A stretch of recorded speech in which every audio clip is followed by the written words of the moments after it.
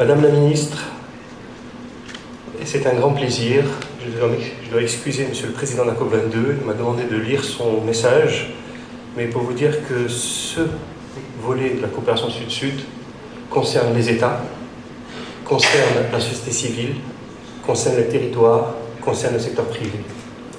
Et c'est avec grand plaisir, je le dis, et je tiens tout d'abord à remercier bien sûr la CNUC avec M. Donald Cooper, M. Aziz Boukwal, collègue de notre équipe de la COP22, Monsieur le représentant du Bureau des Nations Unies pour la coopération Sud-Sud, M. Zhang Xiaoyua, et bien sûr M. Robert Badley de la LDC Partnership.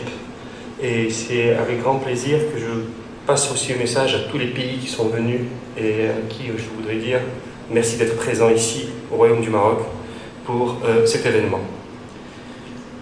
Nous sommes aujourd'hui en parlant on peut parler de leadership des pays du Sud. La coopération Sud-Sud a constitué un des axes fondamentaux de la COP22. Le forum de haut niveau sur la coopération Sud-Sud organisé par le Royaume du Maroc et la République populaire de Chine a été des moments phares de cette conférence. Lors de ce forum de haut niveau, la présidence de la COP22 a indiqué que la coopération Sud-Sud, basée sur la solidarité et l'équité, comprenait plusieurs dimensions en ce qui concerne le changement climatique. Première chose, le partage des connaissances et des expériences. L'accès aux données climatiques. La semaine dernière, il y a eu à Marrakech l'événement sur les statistiques et sur les données qui était très important. Le développement et le renforcement des capacités. On a parlé du 4C, mais le renforcement des capacités est très demandé par le Sud. Mais je pense qu'aujourd'hui, nous sommes déjà dans un schéma qui a été largement discuté déjà à Marrakech. Le transfert des technologies. Voilà un des volets qui a été souvent aussi mis en avant, mais il se fait avec le secteur privé, avec les acteurs qui, sur le terrain, peuvent proposer des nouvelles technologies. Mais attention, il n'est pas décrétable. Le transfert de technologie se fait avec des joint ventures, et M. Oudada, vous avez bien dit, coopération Sud-Sud, ne pas oublier la coopération Nord-Sud, et bien sûr, montrer qu'aujourd'hui, il y a des opportunités pour les acteurs du Sud de pleinement profiter de cette nouvelle économie verte. Le financement, je détaillerai tout à l'heure, parce que c'est un des volets, et je crois qu'il va être discuté lors de cet atelier, et l'appui à la mise en œuvre des contributions nationales. Nous avons également rappelé que les pays du Sud prenaient le lead, qu'ils avaient beaucoup à partager et appartenaient l'un à l'autre. L'an dernier, dans le monde, dans les investissements dans les énergies renouvelables, il y en a eu plus dans les pays du Sud que dans les pays du Nord. Pour la première fois, les pays du Sud, dans des domaines liés au climat, ont été encore plus en avant. Lors de la COP22, ce leadership a été démontré concrètement et avec éclat, dans une logique de coopération Sud-Sud, par la déclaration, vous l'avez bien dit Madame la Ministre, du premier sommet africain d'action en faveur d'une co-émergence continentale, ainsi que par la vision de Marrakech adoptée par le Forum des pays vulnérables au changement climatique. Voulu par Sa Majesté, je crois que ce premier sommet africain, une cinquantaine de pays africains ont établi 3 commissions, vous l'avez bien dit, la région du Sahel, la région du bassin du Congo et les États insulaires. Mais ces 3 commissions doivent être soutenues, doivent être accompagnées.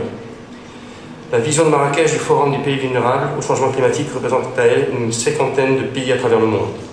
Cette vision affirme notamment qu'agir pour le climat ne limite pas le développement, mais le renforce. Et c'était le débat aussi que nous avons eu à Bonn déjà il y a 1 an.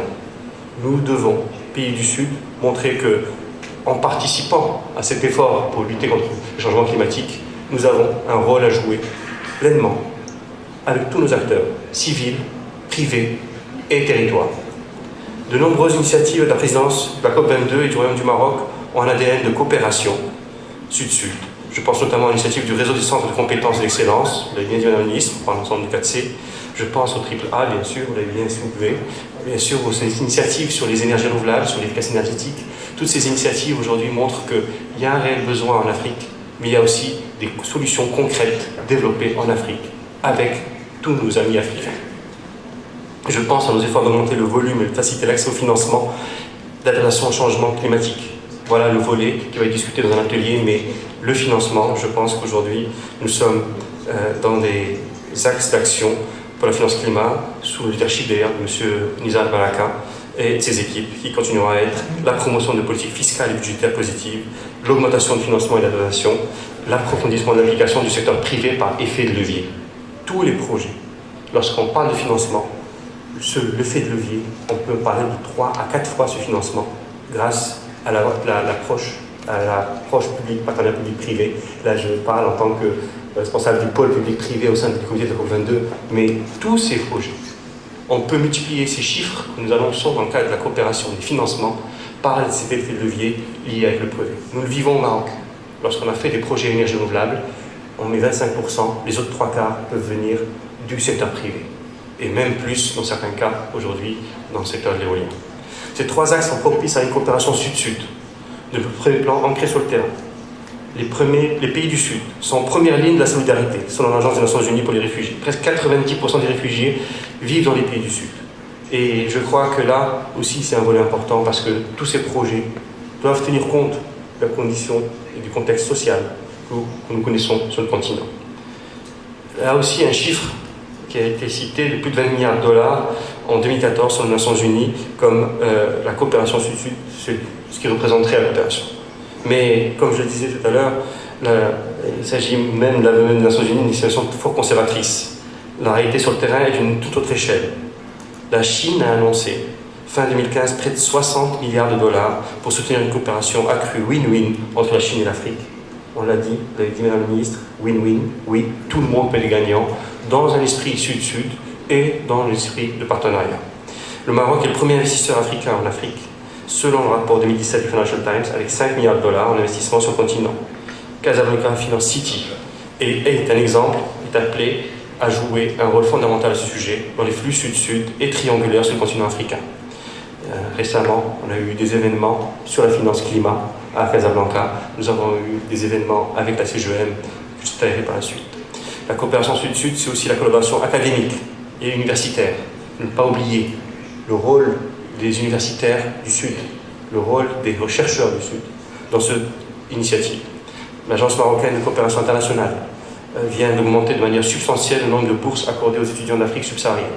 Le Maroc veut montrer qu'aujourd'hui, nous sommes dans ce schéma et cet esprit de développement en Afrique se fait avec tous les volets, du secteur privé, mais aussi de la coopération pour la formation avec les universités. Nous travaillons à renforcer la coopération sud-sud aussi à travers le monde. Un événement à ce sujet a été organisé récemment au Brésil. La coopération sud-sud est un axe fondamental de toute notre action en tant que présidence de la COP22.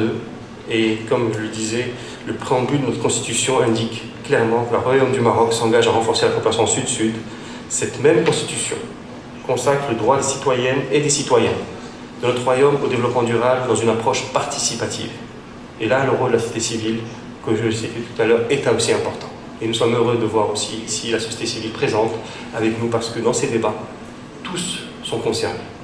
Notre secteur privé, représenté par la CGM, a récemment organisé un forum entreprise Climat Maroc, le 6 juillet dernier, Madame la Ministre, et merci de votre présence lors de ce sommet. Pourquoi ? Parce que nous avons montré que le secteur privé, l'accord de Marrakech signé par une cinquantaine de patronats du monde entier, dont une vingtaine de patronats africains, pour montrer que le secteur privé a son rôle à jouer, a ses opportunités à prendre et a ses emplois à créer dans le domaine. Et c'est pour ça que la CGM a été très active sur les sujets de changement climatique et de développement durable, avec par exemple le Business Dialogue qui est mené tous les mois au sein du patronat marocain et toujours en collaboration, en discussion avec nos partenaires du monde entier, de 50, et nous augmentons chaque fois qu'il est possible d'avoir d'autres partenaires du monde entier, au cadre des confédérations patronales, mais aussi avec les partenaires du Sud.